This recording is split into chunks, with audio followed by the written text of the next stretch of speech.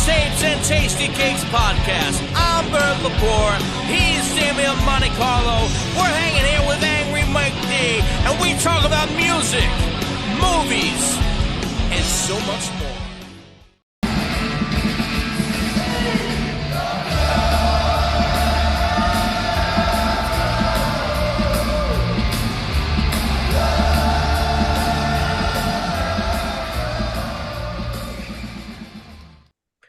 All right, we're live. Mixtapes and Tasty Cakes. Bert Lepore, Damian Monte Carlo, Angry Mike D, and Ahmed Smith. So, yeah, we're all here. We're going to talk Kiss, and yeah, we're still recording. We're going to put it up on YouTube still, but it's our first time Facebook Live. We want to have some fun. We love to interact with some of these guys and see what you think about the whole Kiss deal. And yeah, man. So. We're gonna start this off here with Damian. Kiss, it's the end of the road. You went to the last three shows. Can you give us the atmosphere on all three shows, starting with the Maryland show first?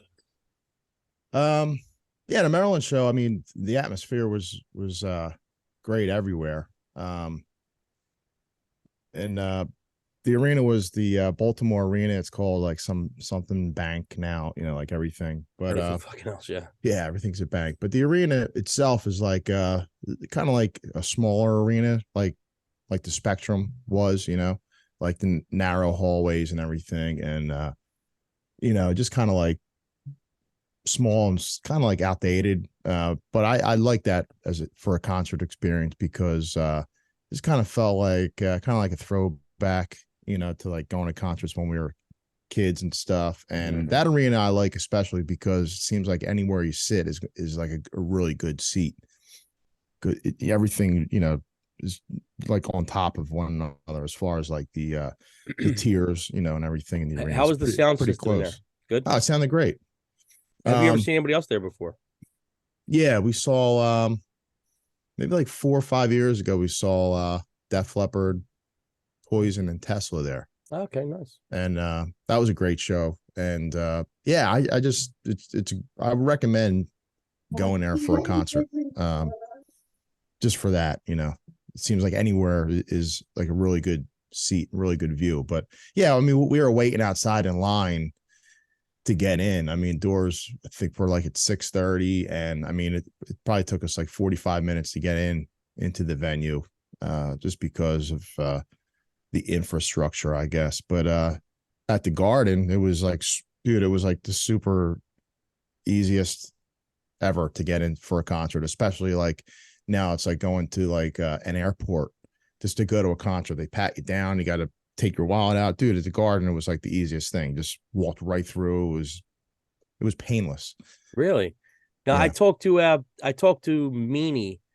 Did I talk to him today or yesterday? I know. Did I talk to you? Maybe it was you I talked to. I know Meanie went last night too. He went with like a bunch of he went with Medusa, a couple other wrestlers. Yeah, I saw pictures. Dale Tolberg, who was the Demon, he went with him. So that was pretty cool. Yeah, so I didn't talk to him yet today, so I'm sure he had a great time. But yeah, he's I think you were telling me that they give you the wristbands, but they leave them on the seat. Was that you who told me that? Yeah, for the Madison Square Garden ticket shows. Were you able to get the wristband again or no? Yeah. It was, you know, just something like a little light on there, and just like a visual effect for the crowd. You know, if you looked out, it would change colors and everything depending on the song. Yeah, it was a cool like added visual effect, and it had like the date, you know, of that particular show. That was only for the colors would change. Yeah, like if Gene was doing his blood spitting thing, you know, it was like red. You know, something else like I Was Made for Loving You might have been white or okay. Yeah, I didn't notice that. Yeah, it was just the crowd thing, I guess, right? Yeah. But as far as like the atmosphere, we went to a bar in Maryland ahead of time, and yeah, it's just like they're playing Kiss music and everybody's really into it. One guy we met was sitting in the table next to us, you know, at the bar. He was saying that was his first Kiss show, and he's been a fan since 1975. I was like, wow, what the hell took you so long? Yeah. But yeah, and the same thing with the New York shows. We went to a bar ahead of time called Stout, which was it always seems to be like the pregame spot for any of the Kiss shows up there. And yeah, I mean, they on the TV screens they had like a Kiss concert from, I don't know, 2005 or wherever the hell it was. Oh, nice. And they're playing music and everything, and just everybody is, really into it and, having a good time. It's great place to pregame and meet up with people. So the vibe was really good then. Yeah, yeah. Mm-hmm. It's funny because I didn't go to the show, but I did get the pay-per-view. And guess what? It wasn't bad for $40 or $50 with tax and all that bullshit. It wasn't bad. It was worth it. If I couldn't make the show for $50, it was worth it. I thought it was cool. Did you get that golden ticket? Were they giving that out to everybody or no? I didn't even know about that. Had no idea. Yeah, I heard some people when they left, they got the golden ticket. So yeah, I mean, I saw it after the fact, but right. Yeah, I had no idea. What do you win with the golden ticket? You win nothing. You probably have to pay something. Yeah, you don't even get a Schmeckel stone. Yeah, the Schmeckel stone. It was like the first 3,000 people got it or something. I was not aware of it, so I didn't get the golden ticket. What's up, Joey? Joey's in the room from the Killer Queen Experience. Great band. He just popped in. Good to see you, Joe. Hollywood. But yeah, so yeah, man. I mean, the pay-per-view was good. I thought for me, I thought the pay-per-view was good. I thought it sounded good. I thought it sounded live. So I don't think it was pre-taped. At least most of it wasn't, except for the extra shit. I think Paul did a pretty good job last night. I think Gene always sounds great. Eric and Tommy always sound great. And I thought it was a really, really good show. I thought, it was done well. Ahmed, you got it too? Did you get it, man? No, I didn't. I just decided to wait until the next day to see the whole thing because it was YouTube? already up online. It's up now. Is it on YouTube? Yeah. But the pay-per-view feed? No, not the pay-per-view. Okay. The actual footage from people, who were there. Yeah. And saw that. I heard Beth got cut out. Right. The repeat of the pay-per-view. Oh, the repeat. Yeah, I seen it live. I mean, on the pay-per-view initially, it was there. They cut it out on the replay, really? Yeah. Peter won't allow him to use it, so he's sticking it to him. Yeah, that's right. That is the dumbest you believe that? Thing he could. That's the dumbest thing he could do. Is that true? Or is that a true. rumor? Yeah, no, it is true. When Taylor Hawkins, they had that memorial concert for him last year, and the dude from Oasis got up and did some Oasis songs. He was I don't know Oasis. I don't know the guy's name, but the brother wouldn't allow. I mean, he could do it live, and if it's like a live stream or whatever, that's fine. Gallagher or Liam Gallagher, one of those guys. Yeah, whatever one was actually performing at that Taylor Hawkins event. So he played a couple of Oasis songs, and they weren't allowed to. The brother wouldn't give them clearance. Wow. Same deal, So he could do it live, fine, and if it's a stream, they could do it during that live period. But any replays, they wouldn't have clearance to do that. So, Dommy Reds, what's up? Dommy Reds popped up. What's happening, Domo? Yeah, so that's so weird. So it could happen if it's live, but on the replay they can't because they probably have to pay them or whatever the deal is. Mm-hmm. Well, if you notice when the pay-per-view opened up, Kiss always comes out to Rock and Roll from Led Zeppelin right before they come on. And that got cut really quick. You heard it for a second, and then it was then they play like Love Gun or something. Same deal, I guess, right? Probably the same deal. It probably has to do with rights and paying them. Yeah. And another thing I noticed on the intro, there's that, the video where you see them all walking out of the dressing rooms. Yeah. Which is basically some random dressing room that they use for every show. Yeah. But I think on the last two, I think that was actually it was the real dressing room. In like real time, I always wonder that. I wondered if the ones that they did last night and Friday were the actual ones. I think they were always the actual ones. I didn't know. No.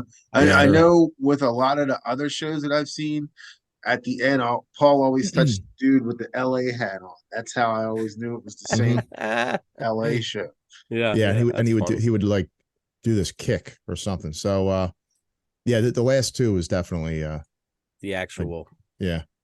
Mike D, what you thinking about the concert? It's your first Kiss concert experience? It was my first Kiss. No, I mean, I've seen videotapes before, but what's your first watching the full show? Live.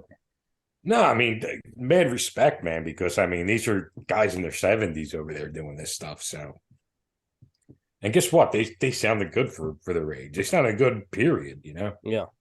Yeah. But it was, it was a good time, and they played most of their hits, I think, and. Yeah, I mean, when you got a catalog that big, you can't play everything. Right. You know, it's just impossible. It's impossible. All right, so we all told you, Ahmed, did you wind up watching it? I watched most of it. I didn't see all of it. I kind of skimmed around because I was curious to what people were saying about this Avatar thing. Oh, we'll get to that. We will get to that. So we'll definitely get to the Avatar thing, which is interesting.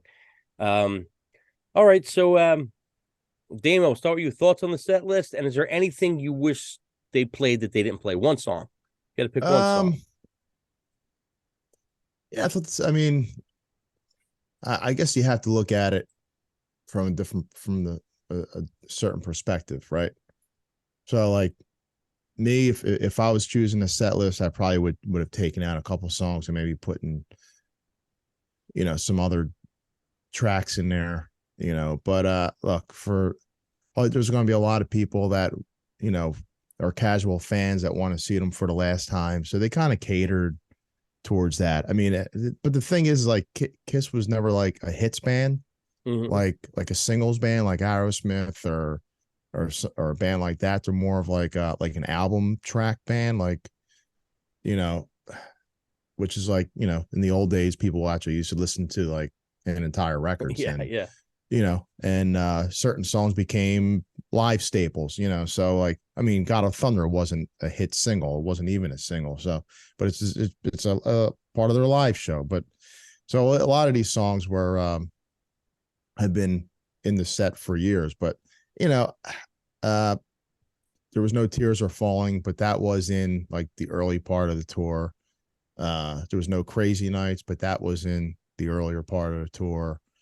Hide Your Heart was earlier on. That wasn't in it now, but like the one song, I'm okay with the entire set, but like the one song that was in the entire time throughout every show, I think, was that song "Say Yeah" from Sonic Boom. Yeah, which I'm surprised. It just seems like, it just seems like they're really pushing that on people.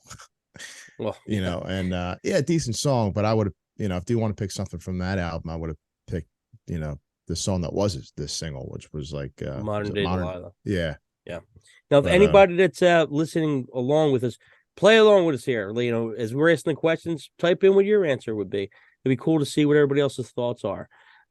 So the question was, what was not in the set list that you wish there was one song that was in the set list? Ahmed, which one? I'm going to say Firehouse, because that's a good one. I don't like Gene breathing fire at the end of I Love It Loud. It just doesn't fit. This doesn't seem like it. And if we're going to go the standard play everything that or the hits, let's just call it, Firehouse is that's enough of a hit that I think that they should be doing. I'm not going to go, and for me personally, I would go B-side, but I know the chances of them doing something like that in a setting like this are just like never going to happen. So I'll just say Firehouse. Right. Mike D. Maybe Parasite. Yeah, that would have been a good one. They played that early in the tour too, I think. Did they? Yeah. Yeah, so they were switching some shit in and out. Yeah. For me, it would have been I Stole Your Love. And maybe I would have put it when maybe I would put it instead of Beth coming out first, I might have did I Stole Your Love first for the encore. I mean, I love that as an opening track, but in Detroit Rock City is the ultimate, opening, right? So that's a little hard. But I would have put I Stole Your Love somewhere. That's probably my favorite Kiss song. Yeah. All right, let me see what other questions I got here. Okay, we're going to start with Damo first. And like I said, anybody listening online, feel free to jump in with your comments and what you think, Were you surprised, Dame, that there were no former members on stage, playing or not playing? Nah, not at all, because because if you know how that band operates, they're always about selling what's happening at that moment. If you remember, in the 80s, it was all about non-makeup, and they never really talked about any of that stuff. They're always into selling like what's happening then, so they really want to get over the fact, that this is the lineup now and this is how they're going to end it. And I was not surprised. I had no expectations, to be honest with you. Right. Hey, Anna. I did not think. Anna Marie is in the room. I would have liked it. She can't hear you. She could read though. It would have been cool if they would have had, somebody there, at least Bruce or somebody, but I did not expect it. How about you, man? I wasn't disappointed there. Nope, not one bit. That's why I went 23 years ago to see the original 4, because I knew that was it and that it would never happen again. It was a miracle that it happened then. And and then after the whole thing with Ace on Howard Stern a few months ago, that pretty much sealed his fate. Like, he wasn't going to be there. Peter Criss, let's just say I couldn't see him being there if he wasn't going to be in his makeup. Yeah. I think if they weren't wearing the makeup right now, I think those guys possibly would have been there. But I think the makeup has a lot to do with them putting the whole thing on ice, Just the fact that I don't want to sit next to another spaceman, or I don't want to be next to another Catman. So that could have been interesting, though, man. That could have been real interesting. It would have looked like Kiss Me's the Phantom. Yeah. Ace said that he would only do it if they gave him $250,000. Well, listen, that's the whole thing with Ace. It's all Ace talks about those guys. It's all about money with Ace. But then he always ends it with how much he loves them and that he congratulates they're all like them. So it's just like I don't think he's really bothered by it. Pay me, Curly, pay me. He just wants to get paid, which is funny because listen. I mean, they must get royalties off of some of that, right? Yeah, they still get paid on that stuff. They've said it. Yep. Mike D, did you think there was going to be any surprises last night? I don't know. I mean, maybe I thought it would have been a little bit longer, or a bigger encore or something. But dude, I'll tell you what, man, I was actually surprised that Paul is doing that thing across the damn crowd over there. I'm like, he's doing that Bon Jovi crowd surfing thing. Yeah. Guess what? He's not really locked in anything either. No, he's not. No. You got how old was he? About 71, 72 years old? Yeah, you got to have some arm strength for that. Oh, my God. And let me tell you, man, that's a pretty far distance, too. Like that whole high was thing. he, Damien? Like, above the crowd, it's got to be high as a motherfucker. It's got to be like 30 feet or something, man. At 30, 40 feet. It's got to be. I don't know. Nothing. Yeah. You ever go zip lining? No. I went a couple times, man. It's a thrill, but it's friggin' scary. I could not imagine doing that with platform shoes on at 71 years old. No thanks. Definitely impressive. Yeah. I mean, I didn't think there was going to be an Ace Peter surprise or Bruce or anything like that as far as playing. I really thought maybe at the end of the show they would have had them all come out, take a bow. That would have been cool. But when you're dealing with money and egos and all that craziness, it comes into play. Like Met said, Ace ain't showing up. Well, if you pay him, he will. So I'll say Peter probably won't show up without, with somebody else dressed up as him, because he's the Catman, right? That's his thing. And, it does bother a lot of people with the whole, replacing this. And it really don't bother me. I liked every Eric Kiss. I did it. And that thing never bothered me. I mean, is it weird with the dual makeup thing? It's a little weird, maybe, but I get why they do it. It's like, it's like having a logo you see forever and you change the logo and people don't know what it is, So I get it, but I didn't really expect Ace or Peter really to come out, especially to play. They weren't coming out to play at all. And no way. But I wish they would have came out at least for the bell or something like that. That would have been kind of cool. Did they do any video montage or anything, Dane? Nah, which I got to be honest, I was like disappointed in that. At the very least, they could have done something like, like that's what I thought they were going to do after the show. Right. Maybe a little video montage, like remember the God Gave Rock and Roll video? It was all like old clips, like something like that would have been perfect, But they did it inside Deuce, if that counts. Yeah.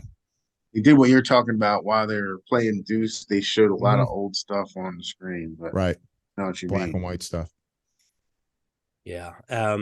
Yeah. I mean, I definitely didn't expect nothing. Especially, I mean, you're always shit talking, going back and forth, which is funny because they do, I guess, love each other. I mean, who knows what Gene and Paul's relationship really is? I'm sure they're close, but at the same time, they probably drive each other fucking nuts where they stay away from each other. Sure. It's like anything. I mean, we're all, 3 of us out of 4 of us on the screen are in a band here, and we get along great when we're in the room, but we're all crazy in our own way. We all have our fucking nutsy stuff, Yeah, but Bert. it is. Yeah. We're all nuts. Okay, so we're going to go through some questions here, and I do want people that are listening in to give us some of their answers to these questions because I'm curious to see if you agree with this. Because usually with Kiss, there's do you have 10 people, you have 11 different answers, So we're going to start off with Dane. First time you ever discovered Kiss? Man, I think when I was a little kid, I remember seeing the Dolls, and this is like way after their heyday. But remember they had it remember Kitty City? Oh my God, yeah. I know Kitty City. Yeah, they had it in like the closeout section, like the red tag special or something. Closeout section, no shit. They had the Dolls there, and I just remember, just like the logo. It was old Mego Dolls. The Mego Dolls, yeah. Just but the logo is very like striking, and it really gets your attention. And then just seeing toys like that, it was just pretty it's pretty cool. And then a few years later with MTV and everything, like Crazy Nights, Hot in the Shade is really when I got on. But Revenge is when it really hit me. But I remember I was telling Donna this last night, but back in the 80s when everyone had back patches on the denim Dan jacket. still has one. Yeah, Dan rocks. I went to this place. I asked my buddy in school. I was like, "Yo, where'd you get all those patches at? I want to put one on my jean jacket." He said, "Oh, you got to go to this place called Sound Odyssey. Remember Sound Odyssey? South Street. Yes. South Street. Yeah. This one was at no 24th and Oregon. Right, 24th. Oh, I'm thinking Rock and Roll Plus. That's what I'm thinking. Sound Odyssey on 24th and Oregon. Got so my grandmom took me to Sound Odyssey, and I was going through. They had like a thing of all these back patches, and man, I could not make up my mind. But the ones that really stuck out was King Diamond and Kiss, because I liked the makeup, and I wasn't really that familiar with Kiss. I guess I was being a poser then, because I bought the Love Gun patch pretty much as how it looked. Mm-hmm. And I said, well, I got the patch. I guess I got to start liking the band. Yeah. Yeah. And that's how you got into it. Yeah, pretty much. All right. Med, how about you? It was so early, I couldn't tell you exactly how it happened. But the earliest memory has been Kiss Me Savannah. Oh, yeah. So it kind of started there. And then that concert that they had on HBO back in oh my God, the Japanese concert, right? Japanese? Yeah. I would say that was probably the thing that I've seen the most. I can recall seeing that at least 3 times back then. So from there, it was just getting Dynasty for my 5th birthday, and then just Christmas of 79 or 80, like that. That was like a Kissmas for me. I got a Kiss guitar. I got the Kiss record player. Wait, was it the Kiss, the white guitar with the? Yeah. Yeah, I had that. With the sparkle background picture inside of it. Yeah. That year I got all this Kiss stuff.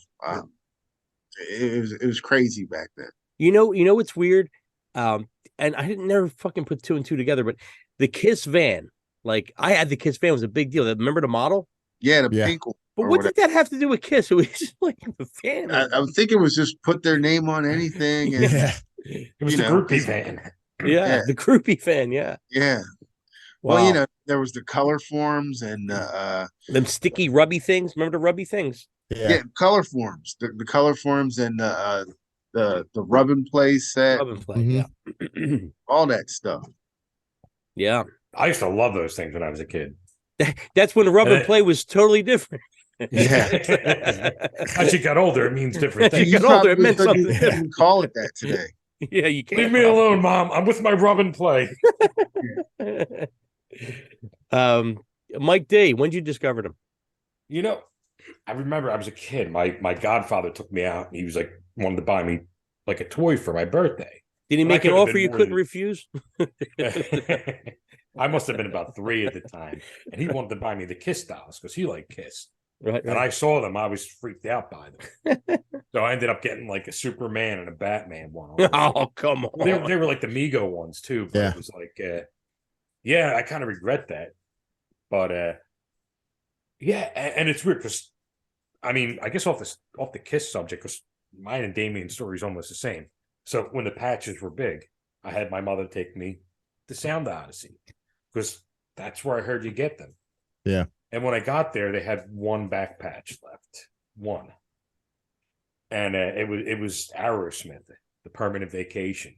There you go. So I'm like, well, I like Aerosmith, but I was like, well, I'm not like they would have been my choice for the back. It might have been like Metallica or something like that, and I'm like, you know what, screw it, because you can't find these patches anymore. So like I was always known as like Mikey Aerosmith. Like everybody must have thought Aerosmith. I didn't know that. That's good. I didn't know that. Wow. For me, my story's kind of like Ahmed's story. I want to say the Paul Lindy show, but I don't know if I do really remember that live. I definitely remember the HBO concert, and I liked them before that. They're the first thing, besides maybe football, that I remember really, really liking. Like, that was my first band I ever liked, or that I ever got into fan wise, and had to have everything, had to have the pictures, bought every magazine I seen, and bootleg concerts, tapes and cassette tapes and all that stuff. So that was, I mean, I don't remember ever not being a fan. Like that was the, like I have Gene, tattooed on me, like same thing as Ahmed's got. And I don't know if Dame, you got a Kiss tattoo or no? No. Dame don't have one. So I know Danny's got something related to Kiss. I'm not that crazy. Crazy nice. He's got the eye star. Yeah. Rose around it. Yeah, he's got that. I'm a Kiss fan, but I'm not telling you it's Paul, but it's Paul in my arm, So I have a Gene one on me. And somebody said, why would you get Gene Simmons? I'm like, I've been looking at this fucking face as far as I can remember. And that was my answer, I've been looking at those 4 faces forever, right? So Harvey Kilner up in the room. What's up, Harvey? How you doing, buddy? So that's why I got the tattoo, and I got a shitty one of it. I wish I got a better one and paid the right money instead of being the cheap ass, but it's on me. It looks like a weird sumo guy. It looks like it. Yeah, from far away, from close up, it looks really bad. But Med's got a killer one. Med's got a really killer one on his leg. It's the Avatar. Yeah, we were going to get into that Avatar. Yeah. Oh man! Wow, Harvey seen Kiss 1979 at the Spectrum. Damn. Wow. I don't know if he's on here, but Kevin Mercer's seen him back in the day too. I remember him telling me a story that he's seen him when he was pretty young. So yeah, that's 1979. I would have been out of my head if I went to see Kiss in 79. Anyone who's seen him in the 70s, I'm highly jealous of you, especially anyone who's seen 77 Love Gun Tour, Love Gun Live 2 Tour. Jealousy. Yeah, man. Yeah. But yeah, so all right, let's move on to the next question here. Damo, first Kiss album you ever owned? It was either Unmasked or Smashes, Thrashes, and Hits. I forget which one. Wow, you're a late bloomer. Well, you're young, you're a little younger than us too. Yeah, I was like at that time I would have been 11, so 10 or 11. So I think it was Unmasked I got first, and I was a little disappointed, but you stuck with it. He's stuck with it. It must have been the makeup, Damo. Must have been the makeup. Med, what was your first Kiss album? Dynasty. Dynasty? That's a good one. Mm. Yeah, that's a good one. But I had friends who let me borrow Alive, and I borrowed that, and never give it back. Never gave it back. It's still you still got that copy. Oh yeah. Well, he had to borrow it back. Yeah, can I borrow my Alive album? I borrow my album. Everybody online that's listening in, let us know what your first Kiss album was. Mike D, your first Kiss album ever? Probably Smashes, Thrashes, and Hits. Really? Wow. Yeah, I was a late bloomer on them, and then I got like a bunch of albums. I remember I bought them off this guy for like $1 a piece on the way to go. Vinyl. So Johnny Booster? Johnny Booster. Yes, sir. CDs, $4. $1 a piece, Mike. $1 a Kiss piece. bubblegum cards, $4. But yeah, you can't. I mean, come on, $1 a piece. You can't beat that. Yeah, that was Johnny. Yeah, fuck. So my first that I remember, I think my aunt bought me Kiss Alive 2 on cassette. I remember having Kiss Alive 2. Double cassette. Yeah, man. And I played the shit out of that record. To this day, I actually, even though Kiss Alive 1 is great, I always kind of cling a little bit more on the Kiss Alive 2 because that was my was my first. That was my first. That's me. My first live record I got was that one. Yeah. I mean, the live one's great, but Alive 2, it just is something, even you open it up and you got that big picture inside, and that picture is everything. Picture is everything. I can recall being 5 years old and opening that up and being like, yo, and just staring at it forever, just being locked in it. And the picture of Gene on the back where he looks like Godzilla, like that whole thing. I'm just staring at that forever. Man. Yeah, dude, we start young. I was still watching Sesame Street. Nah, bro. I was in kindergarten with my Kiss lunchbox, and I brought everything in for show and tell. Like I was the go-to Kiss guy. They were just like, yo, he knows everything. Like ask him who his favorite. Ask him to name everybody. I named the band. It was one of those things. Teachers were impressed by that shit. Yeah. Kiss Alive 2 is. I'm not big on the last side. I could take or leave the originals that are on there. Yo, but talk about that. Nope. I thought that was a bad idea. From what I understand was they thought that they didn't have enough material to do a live, an extra side, but they did. They could have put Flamin' Youth on, which they actually played live early in the Destroyer tour. Hooligan. They actually played it. Take Me, they were actually doing on the Alive 2 tour. Hooligan, they were doing on they just retired that. And Do You Love Me? So there you go. 4 songs that they could have put on. Replaced. Yeah. And it's just, I mean, I kind of like the idea that they didn't do no repeats from the first Alive. I thought that was a cool idea. Yeah, that's why the ones that I just mentioned, those 4 that I mentioned were from the next 3, were from Destroyer, Rock and Roll Over, and Love. Right, like the next. They could have done it if for following in that theme or whatever. So yeah, that was cool. Okay, so go into Damo, and everybody that's listening online, type in what your favorite Kiss album is. What is your favorite Kiss album of all time? It's hard to pick one, but let's try and pick one. And it switches. Favorite? It does switch sometimes, right?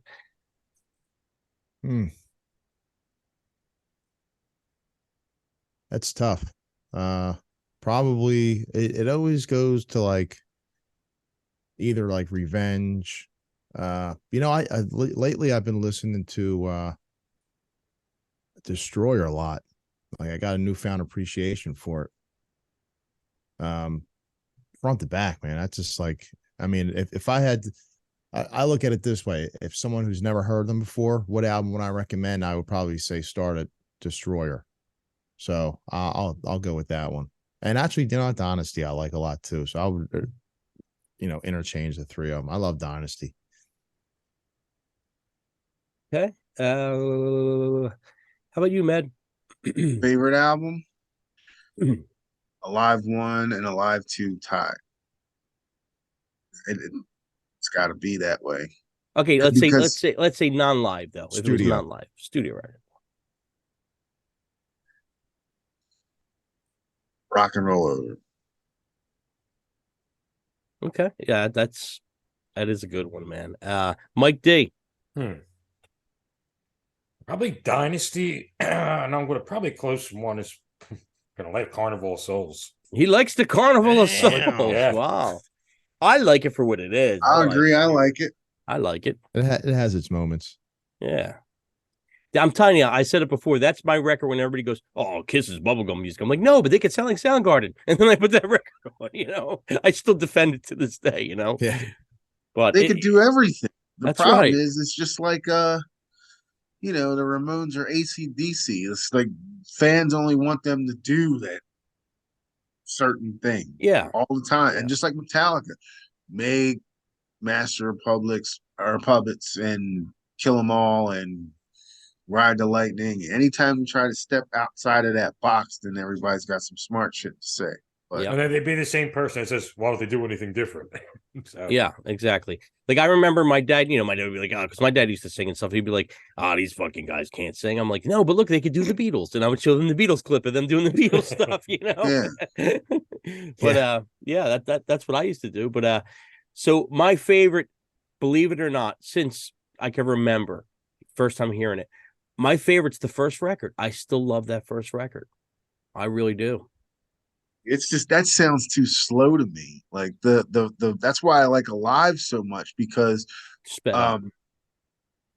well, sound quality wise and just those songs sound the best on Alive. They sound too slow on the first album for me, like and Hotter Than Hell. But I've learned to appreciate the tones on both albums to get into them. But I prefer them fast. I think they sound better fast. I don't think they're really meant to sound slow. Like Firehouse on Alive, or I'm sorry, the first album is really slow. Cold is really slow. Well, that's always that way too. Like when you see stuff live, it's always usually faster than what's on the album. But I mean those versions though, for 74, and it's just like dun, dun, dun, dun, dun, and it's slow as shit. Yeah. Well, yeah. Then you look at, but it's being musicians also. Everything's faster live, right? It just seems like everything's fast. Like me and Dame had this conversation. I love Eric Carr. I think Eric Carr's a great drummer. But some of the stuff listening back to, I'm like, oh my God, everything's so fucking quick. It's almost too quick. But Dame was explaining to me, it was the era, the time. Everybody was doing that. Everybody was speeding up. Definitely was. Yeah. You look at anybody's bootlegs from back in the day, and that's how it was. It was just a sign of the time. So, yeah, they're just trying to stay current.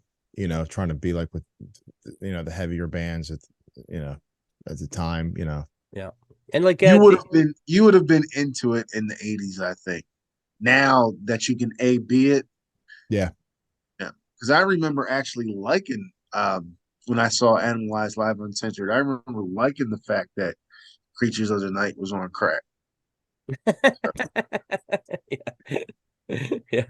I mean, like Ben's just wrote. Ben's in the room now, and he wrote that he liked all eras pretty much, and but he did really love what he grew up with, which was the 80s era. And guess what? I love the 80s era. I'm cool with the 80s era. I mean, I love the initial stuff. I just listen. I'll buy anything Kiss does. I don't care. I'm a Kiss fan, and I think most people that are crazy Kiss fans, that's what they do. They don't care. We'll critique the shit out of it, but we'll still listen to it and love it. That's just the way it is, Man, even the shit you hate, you love. Yeah. It's never, you're never out of it. Yeah. I've been seeing so much stuff from people this past weekend saying all kinds of shit, and I'm just like, man, you hate it so much, but here you are to talk about it. Yeah. So what's the truth here? Right. Yeah. No, exactly. Okay, let's move on to the next question. See what everybody thinks about this. Favorite Kiss album cover. And there's a couple real good ones. What do you got there, Damo? Probably Love Gun. It's a good one. Or Dress to Kill. Probably a tie with those two. How about you, Med? Rock and Roll Over and Destroyer. Yeah. Mike D. Got to be Rock and Roll Over. That just pops. It does pop. And I'm going to say Love Gun's a close second. I always love that cover, but Rock and Roll Over, there's just something super cool. Can I even say maybe the solo as a whole? The solo albums are fucking beautiful. They're just beautiful. Yeah. They look so good that it's been ripped off on purpose, intentionally. So many other people have done that. I mean, the Melvins, a couple other people have done it. Them pictures are just great. They're just great. Yeah. Rock and Roll Over was fun is because you can sit there and spin it around. Yeah. Mm-hmm. And also, you had the picture of the character kind of picture, and then there was all these cool little things inside their little, their little corner of space here, where if you look, a lot of those Kiss records, if you look, you find different little stuff in there. Yeah, they were cool to stare at forever. Yeah, man. But the solo albums, great looking, like really, really good looking, man. Okay, so let's go on to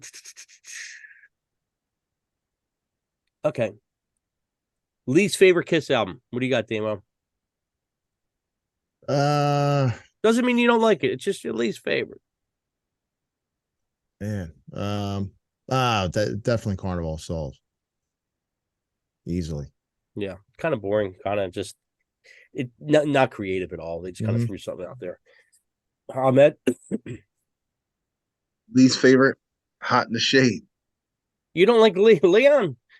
Leon Sphinx, shit, man. Leon Sphinx. So that album's got too many songs on it, and I mean there's some songs on it that I do like, but if we're talking out of the whole catalog, that's the one that I've tried, and and it just. I don't like Eric Carr's song. Like, he should have put Eyes of Love on it. As far as I'm concerned, that's a way better represent. For his first song, like, he picked that one when that one was sitting there. I just don't get that. Yeah. So. Yeah, Mike D. I'm going to take the easy one on this one. The Elder.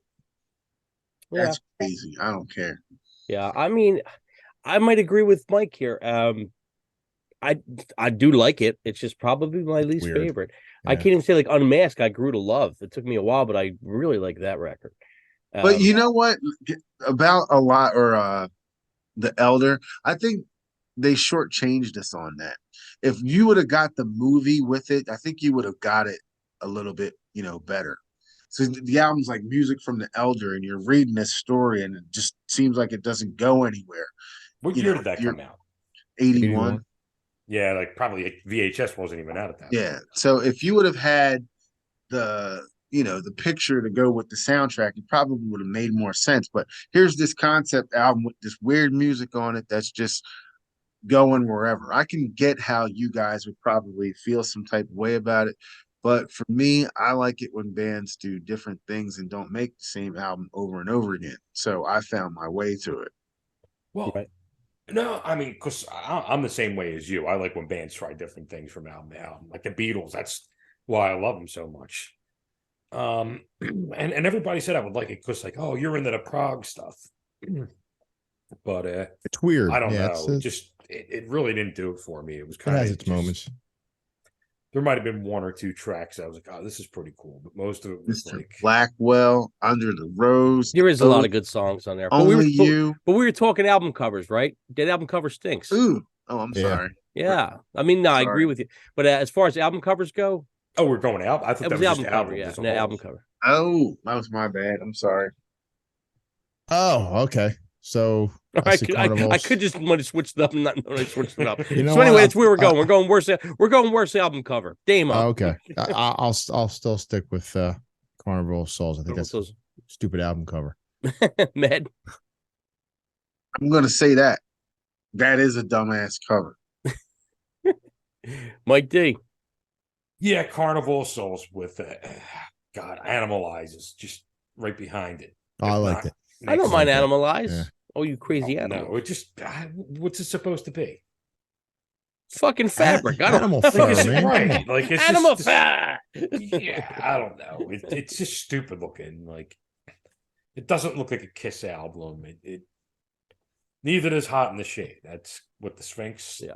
Listen, it was pretty bad. A Kiss too. album. I want to see something cool, right? Something bad. Like The Elder's a bad album cover. It's just kind of shit brown. There's nothing going on. You know what I mean? If they had them on the cover with the new look, that probably would have been super cool. Like if it was the Killers cover. Yeah, the Killers cover is a cool cover. Yeah, that would have been cool. But yeah. So moving on to the next one. Favorite Kiss video single video. Oh, I know. That's right. Video. Thought Hide Your Heart was really good video. Like I think actually, you know what? Thought Forever was a great video. Man, I don't know if I have like a single favorite video though, because to me none of them were really like never really blew me away, you know, like.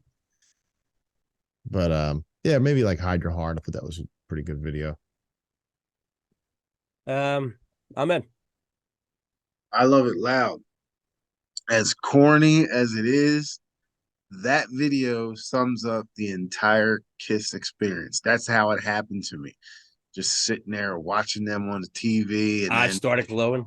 Yeah, and then you're off to meet a whole bunch of other motherfuckers to see them.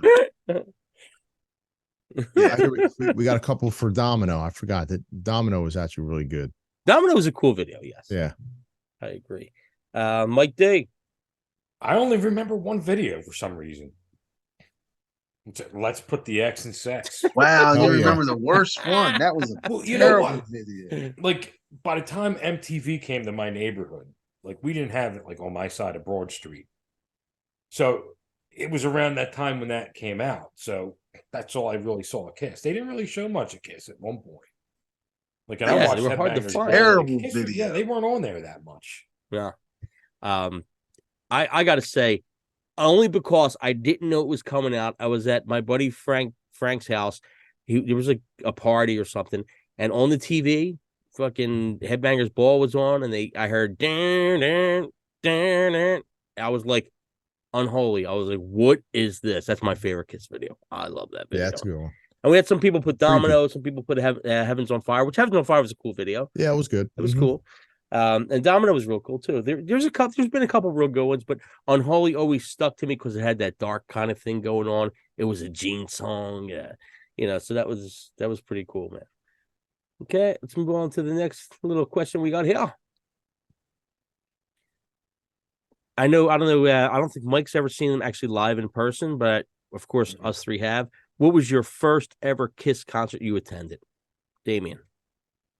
It was the Revenge tour. It was October 10th, 1992. You remember the date? Jesus. Yeah. It's a Saturday night. And there was nobody there.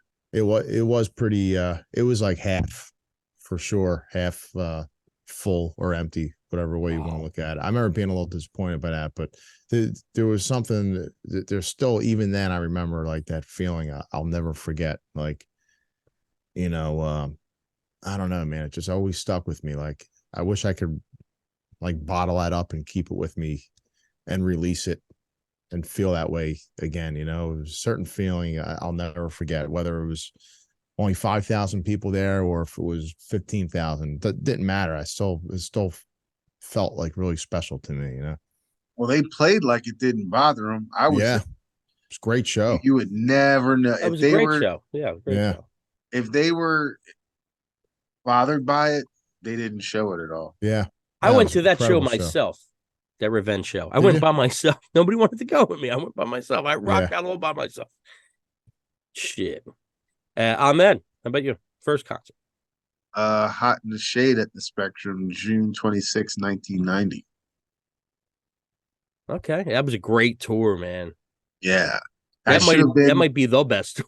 I mean, that should have been a live 3. I don't care. Yeah. Yeah, I agree. Yeah. Mike D, you never really seen Kiss live, right? Never saw them live. Wow. Wow, you missed out, bro. Yeah. Avatar. Next. Avatar. Not the band Avatar. No. For first time for me, my stepsister Kathy, likes all kinds of music, real big rocker. She's the one who got me into Ozzy and stuff like that, and Sabbath. And she was the one that took you to concerts. My first couple concerts were with her, and she was cool. She's very rock and roll. She's a good time. And she took me to see Kiss for my birthday because they always came kind of near my birthday, or if not near my birthday, near Christmas. Like they always seem to come near Christmas too. So it might have been, near Christmas because it was the Asylum tour. It was the first time I seen him. Ted Nugent opened up for them, I believe. That's a weird opener for the back then. Yeah, I think it was Ted Nugent. Or was it Black and Blue? Cheap. It was either Black and Blue or Ted Nugent. Maybe Ted Nugent. Yeah, they probably got him cheap. And I remember, it had the crazy big Kiss logo. The light up logo was huge. It was huge. It was a great show. I remember getting the tour book. The tour book was great. The T-shirts were great. And the set list was cool. I think that was a weird set list where they opened up with something different, closed with something different. These are actually. You're talking about Crazy Nights tour? No, Asylum. Did they open up with Love Gun during Asylum? That's the Crazy Nights tour. I'm thinking Crazy Nights. Okay, so it was Crazy Nights. They opened up with Love Gun and closed with Detroit Rock City. Okay, so I'm thinking Crazy Nights, but Asylum was my first. And like I said, she took me there, and then that was our thing for the next couple of years. We would go together. Ted Nugent was Crazy Nights tour. Okay, so it was Ted Nugent. Okay, so Ted Nugent opened up the Crazy Nights tour, and it was great. Like it was, and I think at the end of that show, if it was the Asylum show, I'm not getting it mixed up with the Crazy Night show. They came out and sang White Christmas. White Christmas. Yep, that's the Crazy Nights tour. All right, so that's the year after. So the year before, I'm talking about. So that was Asylum, but that was my first. I love the logo. It was crazy big, man. It was just ridiculously big. It was cool. It was definitely cool. And that's a band I loved since I was a little kid, and I didn't see them until, what was that? At what year, which was Asylum, 86? 86 was 86. So at late 85, 86. Yeah, and that's when I seen them. Okay, so the next question we got here is, who was your favorite member growing up? Because you always have a favorite member in Kiss when you're growing up. Damo. Yeah, it was always Gene. I always thought he was the coolest. Diana says hi, Damien. It's Aunt Di. Diane, not Aunt Di. Diane. It's my Aunt Di, I'm telling you. Oh, it's your aunt. My aunt. Aunt Di. There you go. Come on. Well, she says hi anyway. I know. I see. Oh, you see? Oh, you can see it. Good. Okay. Well, you look for yourself next time, buddy. Yeah. Okay. So, Harvey's saying Ted was the Crazy Nights tour. Right. Okay. Yeah. So maybe Black and Blue might have been the Asylum tour. Right. It might have been Black and Blue. Mm-hmm. Okay. Because I remember, because I bought the Black and Blue record after seeing them with Kiss. Because that was the thing. Like, like my wife won't go to I don't want to see the opening band. I love seeing opening bands. Every time I see an opening band, I go, wow, they're great. And I buy the CD or album or whatever the deal was. That was the cool thing. Ahmed, favorite Kiss member? Growing up, it was Ace. And still is probably Ace, right? No. It's today. It's Paul and Gene Todd. Okay. How about you, Mike D? Gene. Me, it's Gene. It's always been Gene. I mean, I love them all. I liked Eric Carr a lot for some reason. Maybe because he was short. I don't know. I kind of liked Eric Carr. But Gene was always my favorite. He was just the coolest looking one. It was that dark thing going on. But they were all cool, right? They all had their cool thing going on. But it was always Gene for me. Like if we dressed up, I was always dressing up as Gene. They were like the Beatles. Everybody had their guy, Yeah, and they're pretty faithful to their guy. Like the Ace fans are crazy. Yeah, the Ace fans are like, that's it, Ace. The hell with everybody else. The Vinnie Vincent fans are even nuttier. Like, is there any of them left? Yeah, there's like 15, and and they're the only ones that support. They're still waiting for that box set, I'm sure. Yeah, from 20 years ago. Yeah, that they paid for, supposedly. Yeah. So, yeah. Okay, Damo, we're gonna start with you. The worst song for you as far as a Kiss song. The one Kiss song where you're like, oh.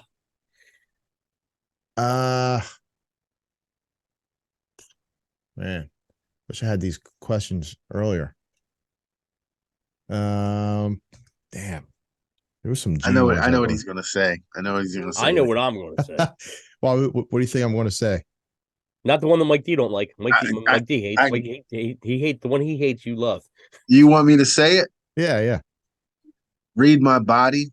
That's the one I don't like. That's the one I don't like.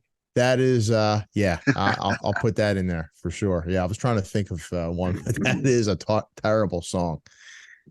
Bad. There's just a few of them. That's pretty bad. That's right up there with Raise Your Glasses, which I don't like. It's on Hot in the Shit, man. Hot in the Shit. Hot in the Shit. Yeah, that Read My Body's pretty bad. How about you? Same thing, man. Read My Body.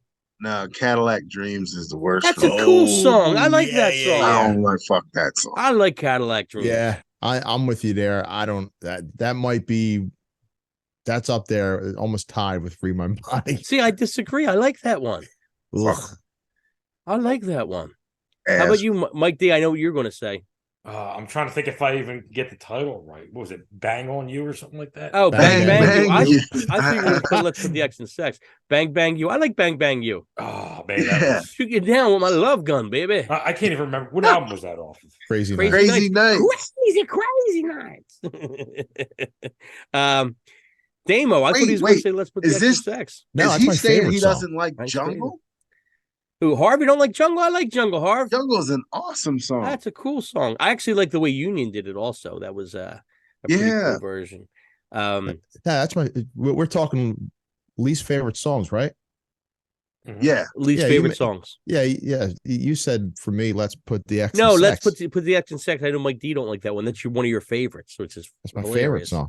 That's hilarious. The other one off of that was even worse, though. What's that might be number 2. Oh, Rock Hard's pretty bad. Rock Hard's probably number 2 for me. Read My Body, Rock Hard, and then Raise Your Glasses. It's funny. I might have told favorites before, but Big Sal, our buddy Big Sal plays guitar. Known for like 30 years. Damien also knows Sal well, and I think Mike does know Sal. Sal, Sal's a jokester sometimes, so I don't believe everything he's telling me. He picks up the Psycho Circus album before I do, and Sal goes, you got to read these words. These words are fucking awful. And he's a big Kiss fan, right? But he's reading these words. I'm like, and he's telling me, raise your glasses. We're the champions. I'm like, get the fuck out. There's no way I'm believing him. Not an ounce of my believing what he's saying. I go home. I put the record on and I can't believe it. I was like, he's not lying. He's telling me the truth. I was like, raise your glasses. We're the champions.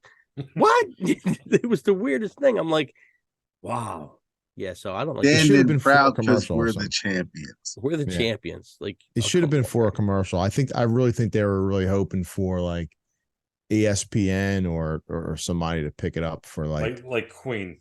Yeah. There are a lot of people who like that as a good B song. Yeah, I don't know. I can't get over the words. I listen, but it's okay for Great Expectations. I'm all right with. Oh, I love it. I'm all right with that one, and that's kind of. Sort of somewhere like that. But yeah, so Dave Pyron from wombatstudio.org, our engineer, of course, he wrote in the first Kiss concert he went to September 7th, 1979 with Judas Priest. Wow. That was probably a good one. And then November 25th, 84 with Queensryche. And that was probably the Animalized tour was the Queensryche one. Which I missed. I wanted to go to that. I couldn't go to that. Man, and his first, the Warning, his last Kiss record he bought was Dynasty. So Dave's going back a while. It's been a while since Dave purchased the Kiss record. But he was probably a good time when they first came out. Like it was probably like his prime time of really starting to get into music. Is my guess. It was probably the 70s. Which was the greatest era of music I think ever in general. I really do. I think the 70s had the best shit. You look back at it now, and man, I didn't realize how good the 70s were until now. I don't even mind disco. Disco don't even bother me. I kind of like some disco songs, believe it or not. Yeah, Dirty Living. I love Dirty Living. Dirty Living's a great song. That would be an awesome theme show opener. Dirty Living. Yeah, I'm gonna have to swap it out and put Dirty Living as the opening now. Yeah. Damo does the Peter Criss rock and roll voice. Yeah, I love it. Peter Criss got a great voice, by the way. His voice is cool, man. He does. I think that's his most powerful instrument. Oh yeah, his voice it's just gritty and It's so good, man. It's so good. Okay, Damo, we're gonna start with you and everybody online. Just answer if you could. Best kiss in makeup, because us Kiss fans, we get into the clothes, I guess, too. So best kiss in makeup, stage clothes, or costume. Damo.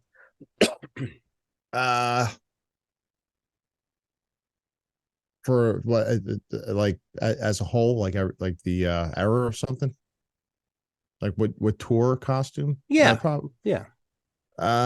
probably Dress to Kill. I like the best.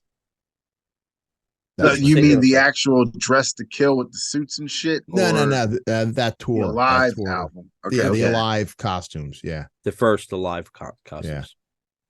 How about you, Matt? Love Gun, Alive 2.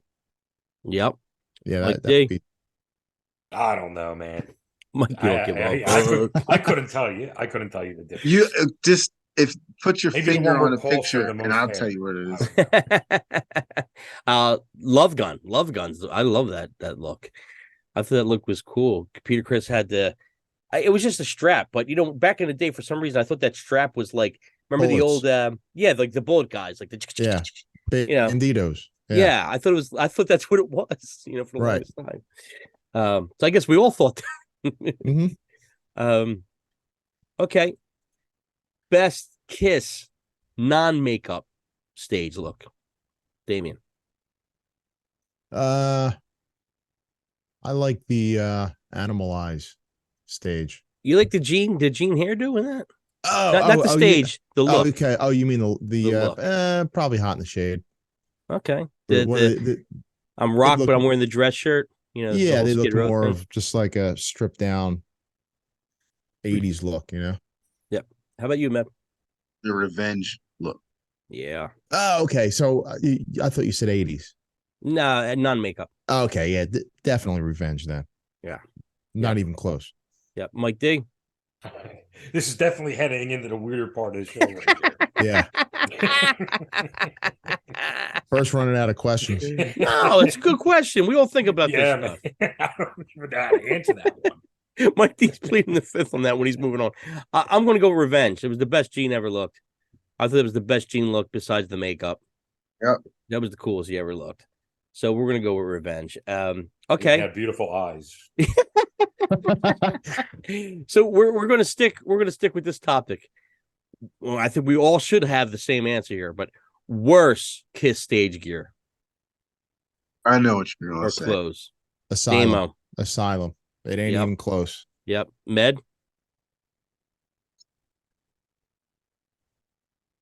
Med's thinking about this. There is a close one, except they really didn't do much in that. It would be The Elder. Like that whole look was fucking awful. Awful. I'm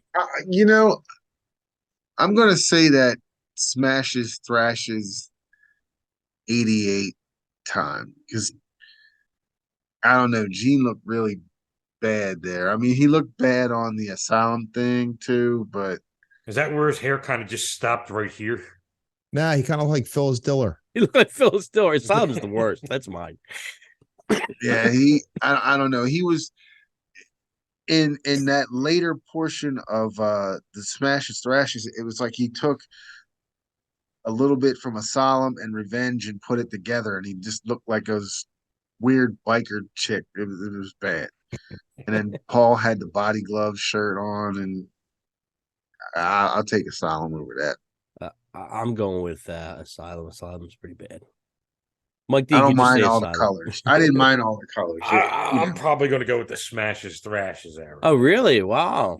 Yeah, that was pretty bad. yeah,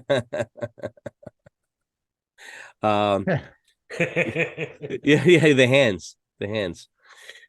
Oh man. Damo, have you ever met anybody in Kiss, and how were they? Yeah, I met all the original guys I met. Who else? Eric Singer I met. I think I met Bruce. Well, we opened up for his band Union years ago, but I don't really remember if I met him. I know I met Karabi. But yeah, the original guys I met, Nice. So you pretty much met everybody except for Eric Carr. and Vinny St. John, Vinny, and Mark St. John. Yeah. How about you, Med? Out of the original group, everybody but Gene. Wow. But I was on stage with him on his solo thing when he does. Did you get up on it? There. Yeah, I've met Vinny. He was pretty cool.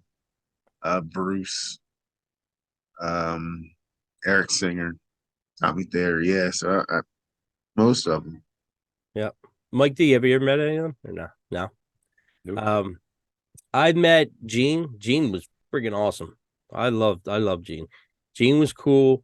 See, he's tall, isn't he? They're yeah, Gene's pretty tall. Eric Singer was cool. Too. I got along good with Eric Singer. Who else? Bruce met a couple times. Bruce is super cool. Actually, Danny from our band had tea with Bruce. Yeah, I remember talking about that. He bought him dinner. He bought him dinner, had tea with Bruce. And Bruce made him pay. That's the Kiss way. That's the Kiss way. Yeah, but Bruce has always been a super nice guy. The keyboard player that just passed away. Gary Corbett. I met Gary Corbett. Gary Corbett was pretty cool. Gary Corbett. But Gene was just super cool. Like Gene's the total opposite of what you would think. He's just, I loved him. Anybody I know that met Gene loves Gene. Yeah. I never met Paul. And Peter, I was in line waiting. The line was too long. I couldn't wait in line that long. So I didn't meet Peter. I met Ace, but Ace was, hey, how you doing? And see you later. It was like at one of those conventions, and it was just like in and out. It was kind of like everybody has that Ace story. Yeah. Actually, I got a funny Ace story for you because Ace used to use this all the time. Back when Ace was touring with, I think it might have been the Trouble Walkin' lineup. They were playing the Chestnut Cabaret. And me and a couple buddies waited outside. We actually were making friends with Bear. Remember Bear? It was like their road guy. Yeah. He did stuff for Kiss too. And somebody we were hanging out with, actually, they needed pics or something. So we went out and got pics for them. And Richie Scarlett hung out with us for a while. Richie was awesome. I got pictures with Richie. Richie kind of looked like Tommy Lee a little bit back then. So we got pictures with Richie Scarlett, and Ace was walking up. We tried to get Ace, and Ace needs a penicillin shot. He's sick. But that was like his line for years. Like, come on, dude. So yeah, I love Ace, but the one or two times I tried to meet him or met him, it was kind of yeah, thanks for the money. See you later. But yeah. Paul, I never met. And you said you met Paul. You actually brought guitars to Paul, haven't you, Dane? Mm-hmm. Yeah, and you said Paul was all right? He was cool? Yeah, he was cool. Med, you said you met Paul too? Yep. I was actually starstruck when I met him. I didn't think I was going to be, but it was for one of his books, or the first book. And the line was long as hell. It was in New York. And I'm up there practicing what I'm going to say. And I was like, I'm not gonna blow this, man. And then as soon as I get up there, and as soon as he looks at me, it all just went. And just like the Charlie Murphy thing, like his aura, it was purple. I seen it. The whole shit happened, and he was just woo! I lost it. When you look at the picture, I look all stupid in it, but hey, Teddy, what's up? Teddy popped in. That's funny, man. Yeah, I didn't get starstruck with Gene, believe it or not. I'll tell you what, who I did meet, and I've told the story before, that I kind of got a little starstruck with was Marilyn Manson. I was surprised how super cool he was. We were hanging out. It was me, Meanie. There was a couple other wrestlers from TNA, and Meanie's good friends with Billy Corgan, and Billy Corgan's super nice guy too. So and they were doing a tour with Manson was opening up, and Manson popped in just to bullshit. I guess he was curious what was going on in the room, and he was fucking hilarious. He was totally funny. He was talking about John Mayer, saying John Mayer looks like he's got a big head. That was the whole conversation. His head looks just a little bit big. But that was the whole conversation. And then we walk in at the end of the concert and to say goodbye to Billy, and there's some kind of like trophy, like a dance trophy, and I'm like, I gotta ask, where did that come from? He's like, oh, Marilyn Manson said I won it, and he gave me the trophy and left. So yeah, I was a little starstruck with Manson because I didn't expect him to be so normal. Yeah, he was super cool. Your boy Harvey here is saying he saw Ace at the Cell Block. I was at that show. Oh yeah, I didn't go to that. That was actually before it burnt down. It was right before I think Cell Block burnt down. Ben Salem, I think. Yeah. That was the first time I met him there. That's all I'm gonna say. So when you met him there, was he any different, or did he need a penicillin shot? Oh, he was worse. He was worse. Prick. He was a prick. Yeah. Well, okay, because it's like this. A lot of people say that. My friend got me a backstage pass who worked there. So I'm out, hanging in the backstage area or whatever, and Richie's doing his guitar solo, and he's talking to somebody. I'm like, couldn't believe it. So I just walked over to him, and I shook his hand, and that was cool. I should have left it alone right there, but you didn't. But then the show goes on, and then somebody else is doing a solo, and then I see on the road case his drummer sitting there. And I'm just like, I'm just going to sit down. And then I see a shadow coming out the back. And it was Ace. He came all the way back and sat on the same road case I was sitting on. I had my Kiss Me Stefano book with me. And it was me, his drummer, and Ace. And I'm just like, go up to him. Nah, don't do it. So I said, fuck it, I did it. And as I was walking over to him and got up, it is like to be like, sign my book or whatever. Put his hand in front of his face like that and said, "Don't bother me." Wow. You should say, listen, mother, this ain't 1976. What are you hiding? I was so at first I was just like, that's fun. That's pretty fucked just up. Broke into pieces. And I just went in the car home. I was completely quiet. And I even bought a shirt from that show that I just never wore. I was just done. I'm like, fucker, I buy all your shit. I support you. And when people talk about you, I'm right there. And then that's how I was mad. But, I ended up just being like, whatever, and just admiring the stage part of it and leaving the rest of it out of it. Now, did you ever meet him again to rebound from that or no? Yeah, I did. And he was cooler the next time. I got my picture, finally, because that's what I wanted. I just wanted to get a picture. But even then, like, the people were in line were just like, man, he's not cool. All he'll do is like sign and push, and he won't even look at you. Yeah. Yeah, thanks, girlie. See you later. That's when you just get up to the front of the line and go, oh, shit, I thought this was Gene. Or you should have took the picture, man, and covered your face. Yeah. If I would have thought about it, I probably would have. That would have been good. Wow. That's a good one, man. I didn't know that story. That's a great story. I don't like to tell it. I've never actually told it before because I'd like to keep it in a good light. Yeah.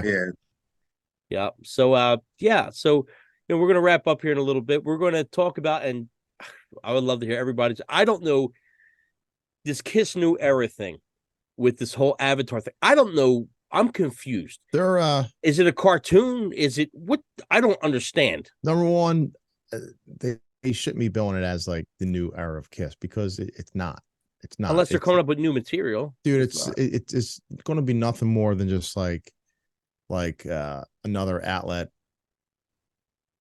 Like the McFarlane stuff and the cartoons and the comic book and yeah, but I think it's just going to be their version of doing like how Queen had that "We Will Rock You" musical or something like that. It's just going to be their version of something like that. It's not. You can't take it out on tour. I mean, I'm thinking like see that or something like that. I'm thinking like the Meta. Yeah, it's going to be just like look, I can't see there being much interest for it. So I'm confused. I don't understand what is it a cartoon? Is it? Nah, do you know about that ABBA thing? It's called ABBA Voyage. It's the same. I seen a clip of that last night. I was looking that up to see what that was. Yeah, except they used the classic ABBA. Right, that's what you'd rather see, really. Right. Otherwise, it's not a cartoon. Yeah. Or whatever. Yeah, so you're getting like this weird thing. Like, I don't want to see stuff flying out of Paul's eyes. Nah, dude, it takes the realism out of it. No. I don't know. It's weird. It's weird. I don't know. You vote with your wallet. So I mean, if you don't like it, don't go. And if it's not successful, then it'll just be gone. Well, if you're saying like a new era, I'm expecting new music. And I know it's not going to be them, but I'm expecting a new. yeah, even if it was AI, but make it look real, and still have that band Classic 78 do a bunch of songs or something, what I mean? Something like that, But where it guess still what, sounds though? like Kiss. It's going to look real though sooner.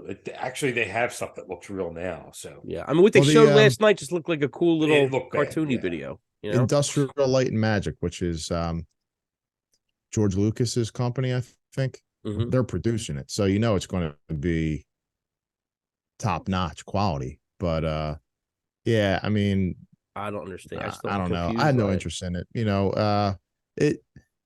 It's kind of being there, in the moment last night.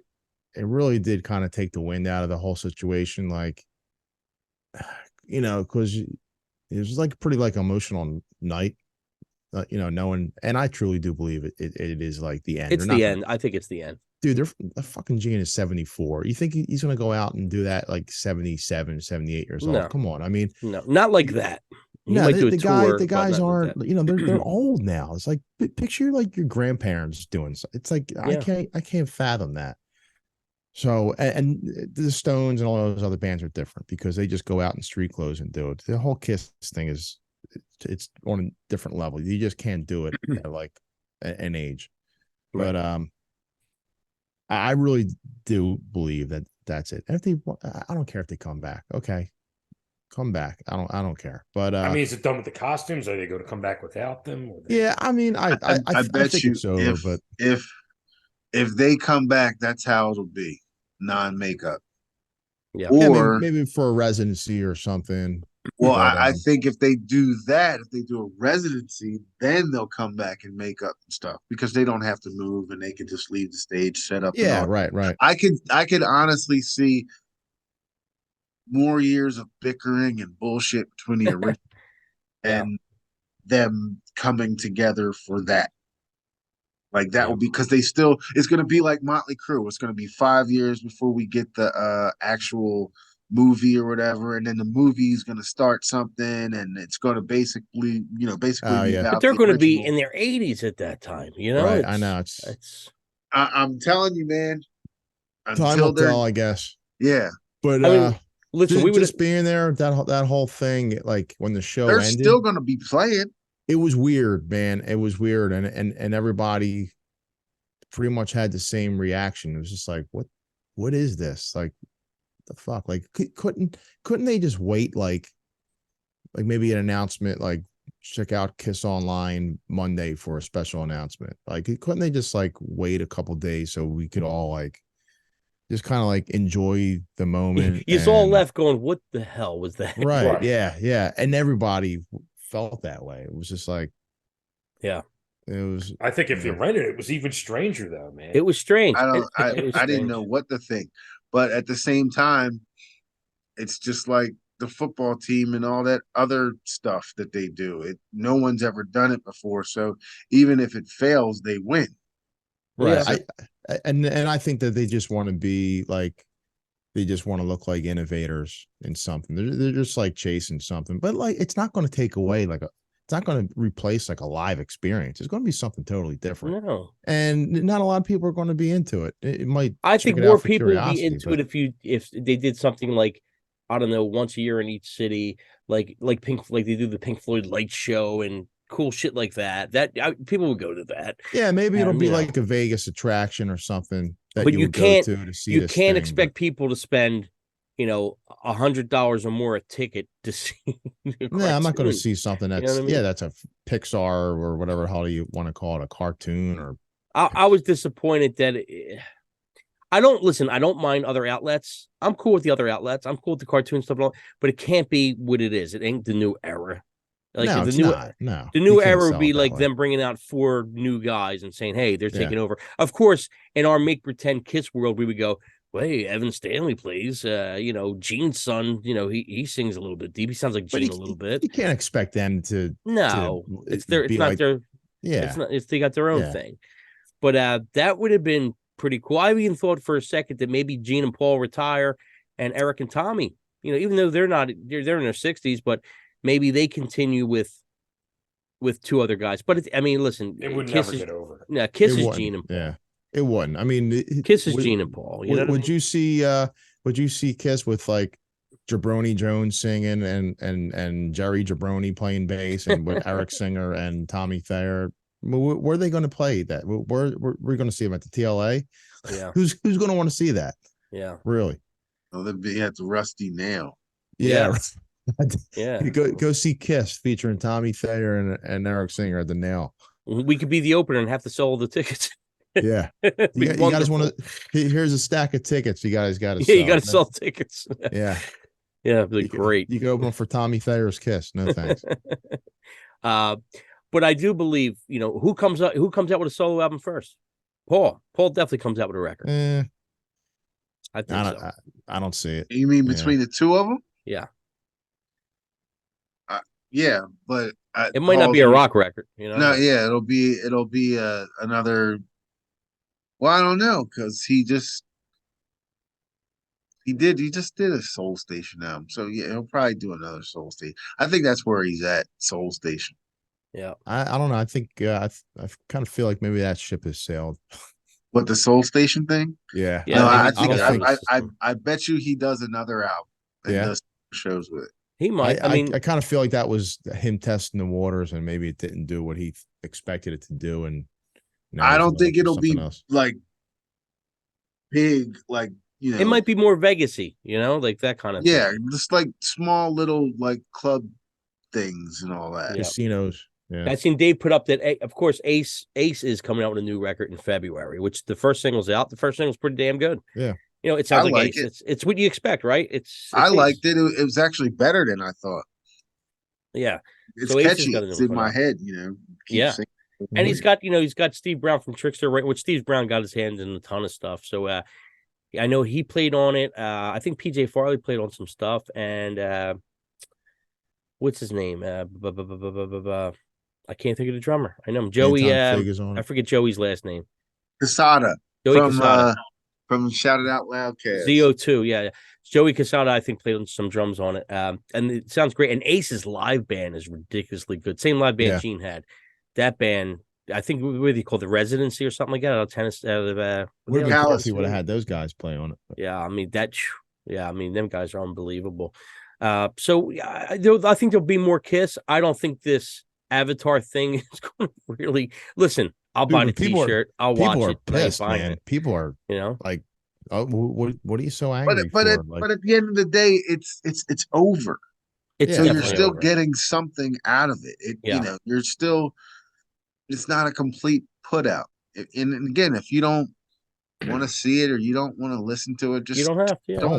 Don't. Yeah, that's all. I mean, look, I'll still look at it. I mean, it's not going to be. It's not. The new maybe the new era is not the new era of Kiss. It's just what it's going to be, as far as them still being, accessible somehow. Maybe that's what it is. I mean, listen, if it comes on, am I going to watch it? Absolutely. Yeah, everybody's going to watch it. I watched the Kiss Scooby-Doo. I like the Kiss Scooby-Doo. I thought it was good. I'm not, as big a fan as I am, if it's not those guys, I'm not interested in it. Like I don't want to see a cartoon. I hate cartoons. Right. I don't like Pixar or any of that stuff. So I got no interest. I mean, I might check out if they put something on YouTube, a couple of songs, I might see it there, but I don't care about it. I want to go to a show and see like humans, I don't want to see like robots or androids or right. I mean, is that going to be the future now? If they get away with doing it and it looks good, I mean, shit. Dio tried it with that hologram, and that kind of like failed. It faded quick. Yeah, it faded. So quick. I would be more interested in the hologram thing than the cartoon thing. Yeah, it's sort of like their idea of it. I mean, it's not. I can't see it being that much further than that. It's weird. I mean, how about we? It's over, and we have all the awesome stuff that we have for 50 years, and you can just rewatch that. Yeah, that's where I'm at. That's where I'm at, doing that exactly, and being there's enough material. Yeah, and just able to see Gene solo and see Ace solo and maybe Peter solo and Paul solo. Yeah, there's all still like so much stuff. And maybe even more meet and greet stuff, and hopefully they'll do more conventions. Yeah. I'm hoping they put out a box set or something like that with the of course I have a copy of it, but I don't have the vinyl version. And there are some bootleg vinyl versions of it. And I think Dan said Ahmed's seen it, and I wish I would have talked to him ahead of time. The Wicked Lester thing. I wish they would put that out. The album. Yeah, it was at the convention that we went to. How much were they selling it for? Do you remember? What, a bootleg of it, I guess? Yeah, definitely. Yeah. It wasn't that much. It was under 100. I know that. I would have went 40. I would have went $40 for it. It might have. I want to say like 30 or 40. 30 or 40. I would have paid 30 or 40. I wish I would have known because Dan told me. I mentioned to Dan. Dan's like, "Oh, I'm Etsy." I'm like, "Come no on, way. man. I bought the pay cassette. 30 or 40 for food sometimes." I know. That's true. I bought the cassette of that 20 years ago for $5, and I felt like I got ripped off. I actually liked it. I have that tape. I like the. I liked it. It was cool for what it was. She with flutes. Yeah. Yeah, it was like flutes and stuff. Say that. Yeah, that's what Dave. No, it's cool. Put up. Yeah, I don't know. She with it could have flutes, been exactly, on Starsky and I'm Hutch. good. I don't need any other format than what I've had. I liked it. I listened to it once back in 1996, and I bought for $5. Yeah, I want the vinyl. Under $40. Contact me. $5. I felt ripped off. Was it that bad? Love no, Her it's All I awesome. Can with all the background singers. Awesome. I just like it's a different version. I kind of dig it. Yeah. Sweet Ophelia. I liked it all. I thought that was great. How about What Happens in the Darkness? Oh yeah. Good shit. Songs are weird. Oh, fucking great, Damo. Great. Yeah, so I mean, there you have it. Like Kiss. What the hell? I'm sure we'll still talk about them. We'll be talking about them forever. To Mike Steve, this Mike Steve, like, another Kiss episode. Yes. So we're going to try this Facebook Live thing. I don't know if it's working. I guess it's working. We'll see if everybody's interested. And instead of recording, like we do just regular shows, maybe we'll do this live thing that we think we figured it out kind of. And it'll be cool. I love the interaction with people writing stuff in and giving their opinion. Because we do a lot of the record battles and record rumbles and all that stuff. And, this is just our opinion. So it's great to hear other people's opinions too. We can weigh them in to the fact and factor it here. So anybody that did watch, thank you guys so much. Thank you, Ahmed, for coming on. Bert Lepore, Angry Mike D, Damian Monte Carlo, Mixtapes and Tasty Cakes. Hopefully we'll see you guys next week. Thank you guys for tuning in.